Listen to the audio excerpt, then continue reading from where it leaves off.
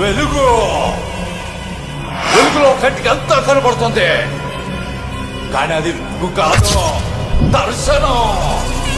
గతంలో జరిగితే తర్వాత జరగబోయేదాన్ని అంతా చూపిస్తుంది ఆ వెలుగు.